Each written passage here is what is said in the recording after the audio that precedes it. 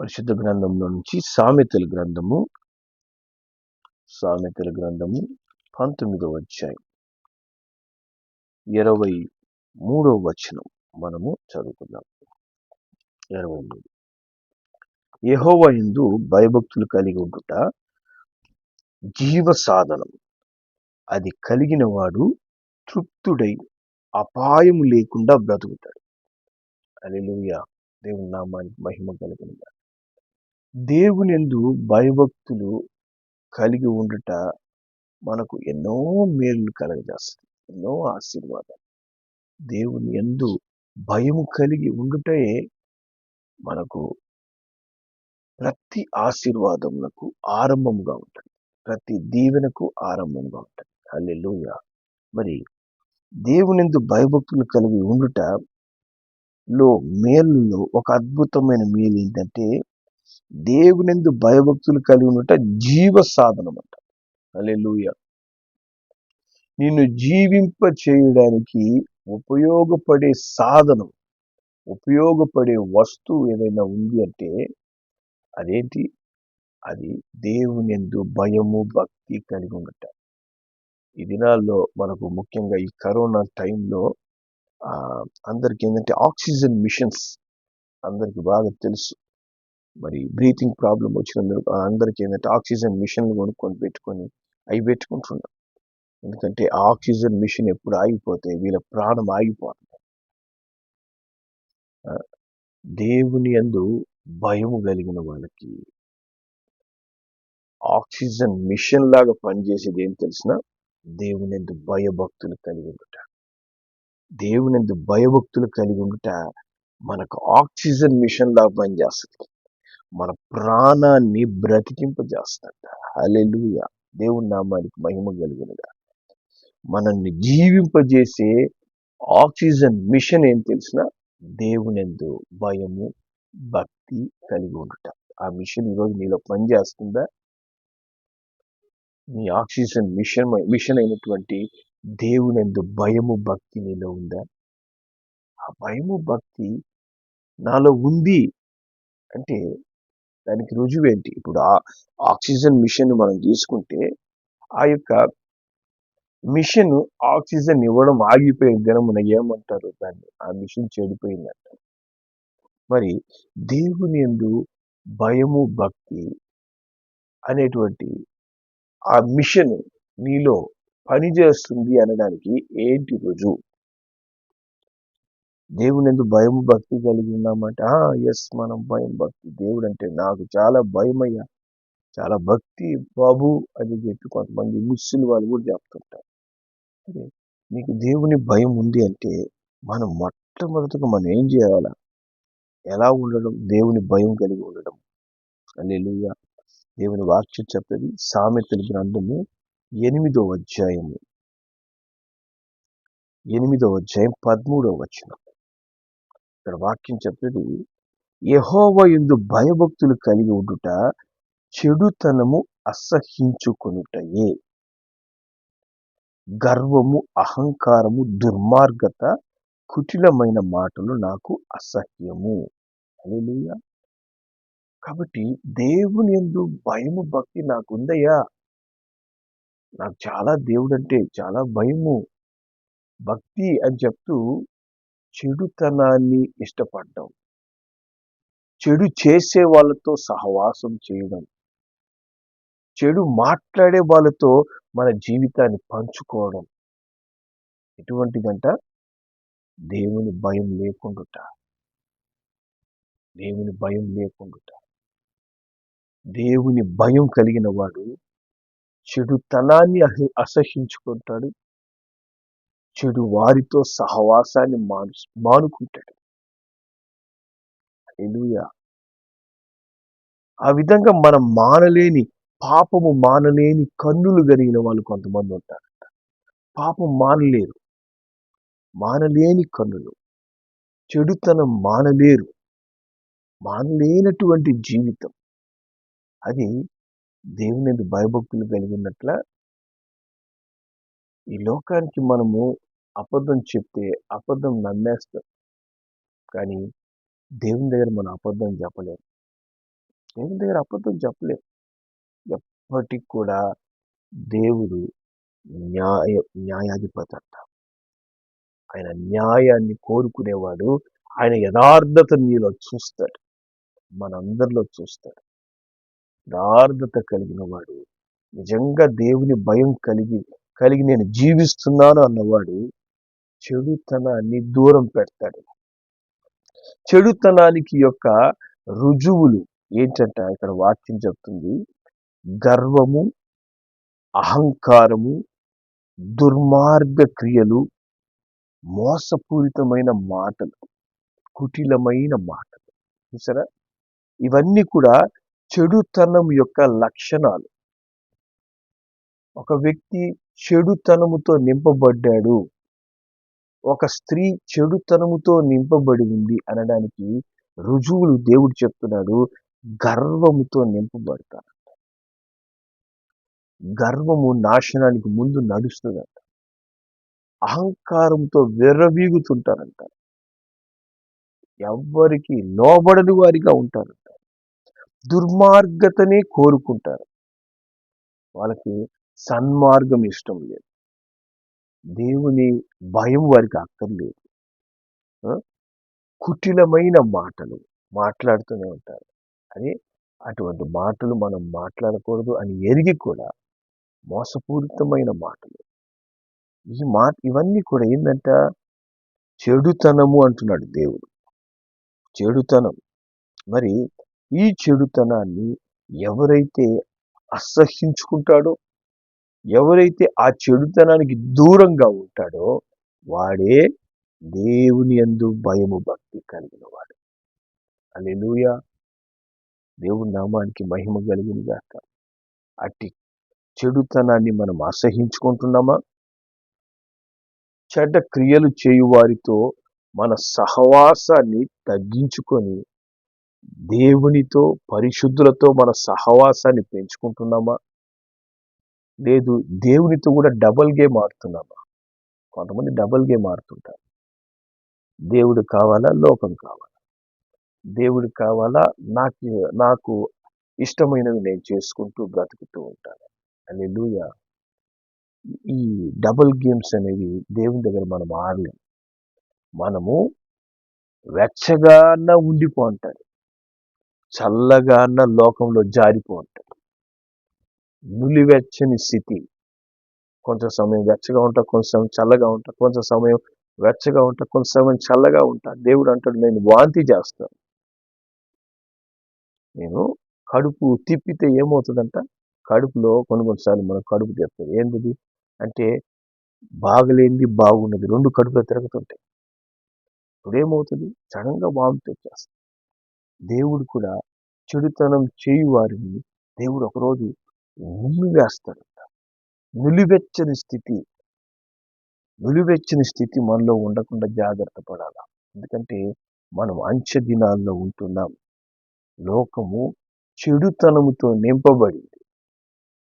చెడు క్రియలు చేయు వారితో నింపబడింది. చెడుతనమే మంచితనంలాగా ప్రజలు నమ్మే స్థితిలో ఈ లోకం ఇప్పుడు నివసిస్తుంది. అటువంటి లోకంలో మనము మన పరిశుద్ధతను కాపాడుకోవాలి. మనము ప్రత్యేకించబడినటువంటి దేవుని బిడ్డలుగా మనము జీవించాలి అంటే మనము దేవుని యందు భయము భక్తి కలిగి ఉండాలి. అట్టి భయము భక్తి కలిగి ఉన్నప్పుడే మనము ఈ పాపపు లోకంలో, మోసపూరితమైనటువంటి లోకంలో మనం పరిశుద్ధత కలిగి మనం కాపాడుకోగలం. హల్లెలూయా. లేకపోతే మనము పడిపోతున్నాము పాపములో అనే జ్ఞానం లేకుండా మనం పడివేసుకుంటాం. హల్లెలూయా. కాబట్టి చూడండి, దేవుని యందు భయభక్తులు కలిగి ఉండడం చాలా ముఖ్యం. అది ఏం చేస్తుందంట, అది నిన్ను జీవింపజేస్తుంది. చెడుతనం ఏ విధంగా మనకు మరణాన్ని తీసుకొస్తుందో, అలాగే దేవుని యందు భయము భక్తి కలిగి ఉండుట మనల్ని జీవింపజేస్తుంది. హల్లెలూయా. నిన్ను జీవింపచేసే సాధనముగా మారుతుందంట. హల్లెలూయా. ఆ భయము భక్తి అనేది మన శరీరంలో క్రీస్తు జీవాన్ని నడిపిస్తుంటది. క్రీస్తు జీవము మనలో ప్రవహింపచేస్తది. హల్లెలూయా. క్రీస్తు జీవం అంటే ఏంటి? దేవుని వాక్యం చెప్తది. యేసు ప్రభు పునరుద్ధానము, జీవము నేనే అంటాడు. హల్లెలూయా. అంటే యేసునే మన హృదయంలో కలిగి ఉండటం. మనల్ని జీవింపచేసే దేవుడు ఎప్పుడు మనలో ఉంటాడంటే ఆయన యందు భయభక్తులు కలిగి ఉన్నప్పుడు. హల్లెలూయా. దేవుని నామానికి మహిమ కలుగును గాక. అట్టి యేసు మనలోనికి ప్రవేశించాలి, మనలో జీవించాలి అంటే మనలో ఏం కావాలి అంటే అపోస్తల కార్యములు 11వ అధ్యాయం. అపోస్తల కార్యములు 11వ అధ్యాయము 18వ వచనంలో దేవుని మాటలు ఈ విధంగా చెప్తాయి. 18. వారు ఈ మాటలు విని మరేమీ అడ్డము చెప్పక, అట్లయితే అన్యజనులకును దేవుడు జీవార్థమైన మారు మనస్సు దయచేసి ఉన్నాడని చెప్పుకొనుచు దేవుని మహిమపరచిరి. హల్లెలూయా. మనలో జీవము నిలవాలి, జీవమైన యేసు ఉండాలంటే మనకేం కావాలి తెలిసిన? జీవార్థమైన మారు మనస్సు. హల్లెలూయా. జీవార్థమైన మారు మనస్సు. ఇది ఇది చాలా ముఖ్యం. జీవార్థమైన మారు మనస్సు అనేది ప్రతి క్రైస్తవునికి అట్టి అనుభవం అవసరం. ఆ అనుభవం కలిగిన వాడే నిజంగా దేవుని యందు భయము భక్తి కలిగి ఉంటాడు. నిన్ను జీవింపచేసే మారు మనస్సు లేదా రక్షణ అనే అనుభవం నీలో కలిగిందా? నువ్వు అటు రక్షణ అనుభవంలో నిలబడి ఉన్నావా ఈరోజు? జీవార్థమైన మారు మనస్సు మనలో లేకపోతే లోకానుసారమైనటువంటి మనస్సు మనలో పనిచేస్తుంది. మనసులు రెండు రకాలు. ఒకటి లోకానుసారమైన మనసు లేదా ఆత్మానుసారమైన మనసు. ఆత్మానుసారమైన మనస్సు మనకి ఎప్పుడు వస్తుందంటే మనస్సు మారినప్పుడు. హల్లెలూయా. మన మనస్సు దేవుని వైపు తిప్పబడినప్పుడు, మన మనస్సు మరి పాపము చేసినటువంటి మనస్సు పశ్చాత్తాపపడి దేవునికి మన జీవితంలో స్థానం ఇచ్చుటకు దేవుని దగ్గర మనం నిజముగా పశ్చాత్తాపపడి, ప్రభువా నేను పాపినయ్యా, మీ రక్తంతో నన్ను కడగండి, నన్ను పరిశుద్ధపరచండి, నాకు రక్షణార్థమైన మారు మనసును కలగజేయండి అని ఎవరైతే హృదయపూర్వకమైన పశ్చాత్తాపం వారి హృదయాల్లో కలుగుతుందో వాళ్ళకి జీవార్థమైన మారు మనసును దేవుడు ఇస్తాడు. హల్లెలూయా. దేవుని నామానికి మహిమ కలుగును గాక. దేవుని యందు భయభక్తులు కలిగిన వాడే ఇట్టి మారు మనసును కోరుకుంటాడు. చాలా ఆశ్చర్యకరమైన విషయం ఏంటంటే చాలా మంది క్రైస్తవులకు మారు మనసు అంటే తెలియదు. రక్షణ పొందామంటే అదేంటది అని అంటారు. అసలు మారు మనసు అంటే ఆ మారు మనసు పొందే అనుభవంగా లేదు, రక్షణ అనుభవం ఉండదు. మరి అలాంటప్పుడు మనం దేవుళ్ళు ఎలా నిలబడగలం? మనము ఏదో ఒక కారణంతో దేవుని వదిలివేయగలం ఈజీగా. రక్షణార్థమైన మారు మనసు అనుభవం పొందినవాడు తన బ్రతికినంత కాలం ప్రభు సన్నిధిలో గడుపుతాడు. ప్రభుతోనే తన జీవితాన్ని ఆరంభించి ప్రభుతోనే తన జీవితాన్ని ముగిస్తాడు. హల్లెలూయా. ఎట్టి శ్రమలు కలిగిన ప్రభువుతోనే కొనసాగుతాడు. అదే మారు మనసు యొక్క లక్షణం. మన మనస్సు మారింది అంటే ఆ వ్యక్తి దేవుని ప్రేమను అనుభవిస్తేనే ఆ మారు మనసు పొందుకుంటాడు. హల్లెలూయా. దేవుని ప్రేమ ఎలా అతనికి తెలుస్తుందంటే అతను దేవుని దగ్గర పశ్చాత్తాపడిన మరుక్షణము దేవుని ప్రేమ ఏం చేస్తుందో తెలిసిన అతని పాపమంతటిని కడిగి వేయడం ప్రారంభిస్తుంది. ఆడ దేవుని ప్రేమను అనుభవిస్తాడు. ఎందుకని? లోకం అప్పటి వరకు నువ్వు పాపి, నువ్వు ద్రోహి, నువ్వు బ్రతకడానికి అసలు అర్హత లేనివాడివి అని దూషించినప్పుడు దేవుని ప్రేమ హక్కున చేర్చుకొని ఆ ప్రేమ ఏం చేస్తుంది? పాపమును కడుగుతుంది. పశ్చాత్తాప హృదయం కలిగినప్పుడు ఆ పాపమును కడిగివేసి మనకు ఒక కొత్త మనస్సు, జీవార్థమైన మనస్సు, అప్పటి వరకు మృతమైపోయినటువంటి మన హృదయము బ్రతుకుతుంది, జీవం పొందుకుంటది. హల్లెలూయా. అట్టి జీవపు అనుభవాన్ని దేవుని దగ్గర పొందుకున్న వ్యక్తి ఆ ప్రేమను వదిలిపెట్టి ఎక్కడికి పోలేడు. ఎందుకంటే అట్టి ప్రేమ ఈ లోకంలో ఎక్కడ దొరకదు. ఈ లోకము మనల్ని మంచిగా ఉన్నప్పుడు ప్రేమిస్తుంది. ఈ లోకం మన దగ్గర ధనం ఉన్నప్పుడు ప్రేమిస్తుంది. ఈ ఈ లోకంలో గౌరవం ఉన్నప్పుడు ప్రేమిస్తుంది. కానీ దేవుని ప్రేమ అవన్నీ కోల్పోయినప్పుడు మనల్ని ప్రేమిస్తుంది. మన దగ్గర ఏమీ లేనప్పుడు మనల్ని ప్రేమిస్తుంది. మనము సమస్తము కోల్పోయి వ్యర్థుడని అనే స్థితిలో మనం ఉన్నప్పుడు దేవుని ప్రేమ మనల్ని కోరుకుంటుంది. హల్లెలూయా. అట్టి ప్రేమ అనుభవించిన వ్యక్తి దేవుని యందు భయము భక్తి కలిగి ఉంటాడు. అట్టి వ్యక్తి జీవార్థమైన మారు మనసు పొందుకుంటాడు. హల్లెలూయా. అట్టి జీవార్థమైన మారు మనసు కలిగిన వాడు దేవుని కొరకే జీవిస్తాడు. హల్లెలూయా. దేవుని కొరకే జీవిస్తాడు. ఆ దేవుని కొరకు జీవించే ఆ వ్యక్తి అతనికి ఏం కలుగుతుందంట? వారు అటు జీవించే వ్యక్తులు ఎలా ఉంటారంటే, రోమీయులకు రాసిన పత్రిక 6వ అధ్యాయం 11వ వచనం చెప్తుంది. మీరును పాపం విషయమై మృతులుగాను దేవుని విషయమై క్రీస్తు యేసునందు సజీవులుగాను మిమ్ములు మీరే ఎంచుకొనుడి. కాబట్టి పాపం విషయం ఇక వాళ్ళు మరణించి దేవుని విషయంలో జీవిస్తారంట. హల్లెలూయా. పాపం విషయంలో మరణించే స్థితి మనలో కలగలేదు. మనం ఇంకా పాపములోనే ఉంటూ ఉన్నాం. పాపము చేత ప్రేరేపించబడుతున్నాం. పాపములో మరలా పడిపోతున్నాం.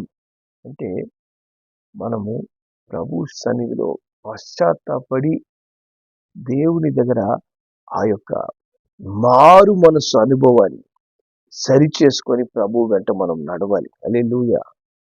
ఎందుకంటే పాపం మనకు దేవుడు అనుగ్రహించే సంతృప్తిని కోల్పోయే విధంగా చేస్తుంది. పాపము మనకు నిరుత్సాహాన్ని, పాపము మనకు మన జీవితం అంతటి కోల్పోయే విధంగా మార్చివేస్తుంది. ఎప్పుడైతే మనకు పాపము నుంచి విడుదల కలుగుతుందో, జీవార్థమైనటువంటి ఆ మారు మనసు ద్వారా విడుదల కలుగుతుందో, అది మనకేం కలుగజేస్తుందంట? మనకు తృప్తిని కలుగజేస్తుందంట. అందుకే సామెతలు 19:23 మనం ఇందాక చదివాం.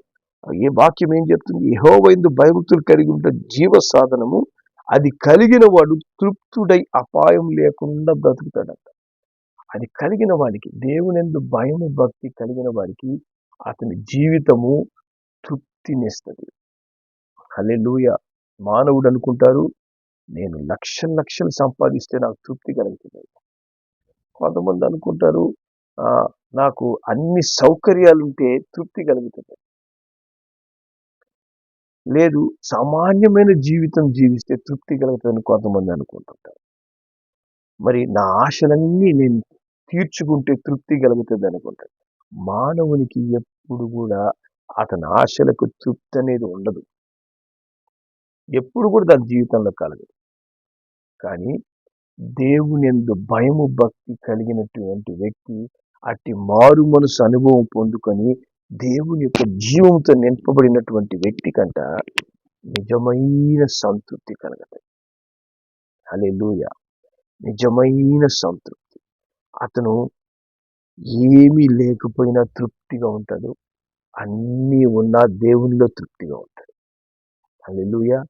ఆ సంతృప్తి, ఆ రక్షణానందము దేవుడు మట్టుకే అనుగ్రహిస్తాడు. అటువంటి అనుభవము దేవునియందు భయము భక్తి కలిగిన వాళ్ళకి దేవుడు అనుగ్రహించే అద్భుతమైన బహుమానం. అటివాడు నిజమైన సంతృప్తి పొందుకొని ఎలా ఉంటాడంట? అపాయము లేకుండా బ్రతుకుతాడు. హల్లెలూయా. దేవుని నామానికి మహిమ కలుగును గాక.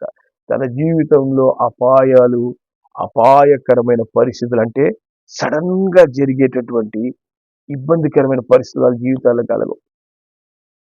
సాఫీగా వాళ్ళ జీవితం వెళ్ళిపోతుంది. ఎందుకంటే దేవుడు వారికి తోడై ఉంటాడు కదా. ఒకవేళ వారి జీవితంలో అపాయాలు ఏర్పడినా కూడా ఆ అపాయమును కూడా దేవుడు ఆశీర్వాదంగా మార్చివేస్తుంటాడు.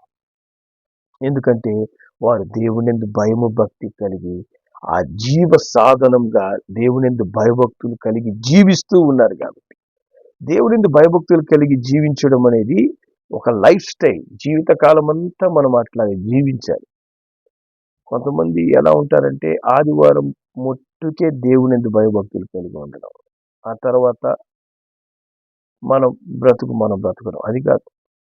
జీవ సాధనం అంటే ఏంటంటే ప్రతి క్షణం ఆ విధంగా మనం జీవించాలి. ప్రతి క్షణం ఆ భయము భక్తి కలిగి దేవునికి లోబడి మనం వెళ్తూ ఉండాలి. కొన్ని సమయాల్లో దేవునితో, కొన్ని సమయాల్లో లోకంతో కాదు. జీవ సాధనంగా భయము భక్తిని మనము అనుభవపూర్వకంగా ప్రతి దినము ప్రతి క్షణం ఆయన అనుసరిస్తూ ఉండాలి. హల్లెలూయా. అట్టి దేవుని వెంట మనం జీవిస్తుండే జీవితం మనకి ఏం చేస్తుందంట, మనకు రక్షణార్థమైన మారు మనస్సును, జీవార్థమైన మారు మనస్సును మనకు దయచేసి మన జీవితాన్ని మనకు తృప్తికరంగా మారుస్తుంది. ఎట్టి అపాయము కలగకుండా మనకు క్షేమాన్ని ఇస్తుంది. హల్లెలూయా. దేవుని నామానికి మహిమ కలుగునుగా. అట్టి క్షేమం ఈ దినము నీవు అనుభవిస్తున్నావా?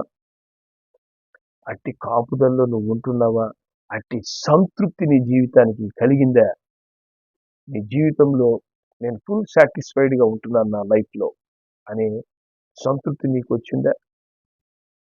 ఇంకా ఏదో లోటు, ఏదో దేని గురించో ఆలోచిస్తూ దీర్ఘంగా ఏదో కోల్పోయిన వారిలాగా మనం బ్రతుకుతున్నామా? అట్లా బ్రతుకుతున్నామంటే మనం సరి చేసుకోవాల్సింది ఏంటంటే, నేను దేవునందు సరిగా భయభక్తి కలిగి జీవిస్తున్నానా అనేది మనం చెక్ చేసుకోవాలి. జ్వరం ఉందా లేదని ఏ విధంగా టెంపరేచర్ థర్మామీటర్ పెట్టి చెక్ చేసుకుంటామో ఆ విధంగా నేను దేవునందు భయభక్తులు కలిగి జీవిస్తున్నానా లేదా దేవునికి దూరం అవుతున్నానా? దేవునికి దూరం అయితే మన జీవితంలో మనకు సంతృప్తి ఉండదు, సమాధానం ఉండదు. కోల్పోయిన వారిగా ఎప్పుడు ఏదో దుఃఖముతో, తెలియని వేదంతో మనం జీవిస్తూనే ఉంటాం. కానీ దేవునిందు భయభక్తులు కలిగి ఉన్నప్పుడు ఏమీ లేకపోయినా తృప్తి ఉంటుంది మన జీవితాల్లో. అన్నీ ఉన్నా మనము సంతృప్తి కలిగి మనం జీవిస్తూ ఉంటాం. హల్లెలూయా. అట్టి తృప్తికరమైన జీవితాన్ని దేవుడు నీకు అనుగ్రహించాలని కోరుకుంటున్నాడు. ఈ దినమే ఆ తృప్తిలోనికి నువ్వు ప్రవేశించు. నిజమైన సంతృప్తికరమైన జీవితంలోనికి ప్రవేశించడానికి దేవా నీ యందు భయభక్తులు కలిగి జీవించడం నాకు నేర్పించాను దేవుని అడుగు. దేవుడు అట్టి జ్ఞానం కృప మనకు అనుగ్రహించి ప్రతి పరిస్థితిలో ఆయన నీకు సంతృప్తిని, ఏ అపాయం లేకుండా దేవుని కాపుదలను అనుగ్రహిస్తూ జీవముతో ఆయన నింపి ఆస్వాదించునుగాక. ప్రార్థన చేద్దాం. ప్రేమ కలిగిన మా తండ్రి, కృప కలిగిన మా నాయన, నీ యందు భయభక్తులు కలిగి ఉండుట జీవ సాధనం అని దేవుని వాక్యం సెలవిస్తుంది. మమ్మల్ని జీవింప చేయగలిగినటువంటి సాధనం ఏదైనా ఉంది అంటే అది దేవుని యందు నిజమైన భయము భక్తి కలిగి ఉండటం. తండ్రి, దేవుని యందు భయము భక్తి కలిగి ఉండడం అంటే చెడుతనాన్ని, చెడు క్రియలు చేయవారిని అసహించుకొనుట, అటువంటి వారికి దూరంగా ఉండుట, మరి దాని యొక్క లక్షణాలైనటువంటి గర్వము, అహంకారము, దుర్మార్గపు మనస్తత్వము, కుటిలమైన మాటలకి మేము దూరంగా ఉండాలని మీరు మాట్లాడుతున్నారు. మీరు స్తోత్రాలు. అట్టి స్వభావాలు నైనా తండ్రి కలిగిన వ్యక్తులకి దూరంగా అట్టి స్వభావం మేము మాలో ఉంటే తొలగించుకునేందుకు మాకు సహాయం చేయి. నైనా తండ్రి, మాలో పరిశుద్ధతను దయచేయి. నీ యందు భయభక్తులు కలిగి ఉండడం ద్వారా తండ్రి జీవార్థమైన మారు మనస్సును మేము పొందుకొని అట్టి నైనా జీవార్థమైన మారు మనస్సు ద్వారా ఎల్లప్పుడూ తండ్రి దేవుని యొక్క మేలు అనుభవిస్తూ తృప్తికరమైన జీవితం జీవించేందుకు ప్రతి అపాయము నుంచి తప్పించబడే అనుభవాల్లో నైనా ఇంకా మేము అంతకంతకు ఆశీర్వాదములో ముందుకు నడిచేందుకు మా కృప దయచేయమని దీవించమని యేసు నామములో ప్రార్థిస్తున్నాం తండ్రి. ఆమేన్.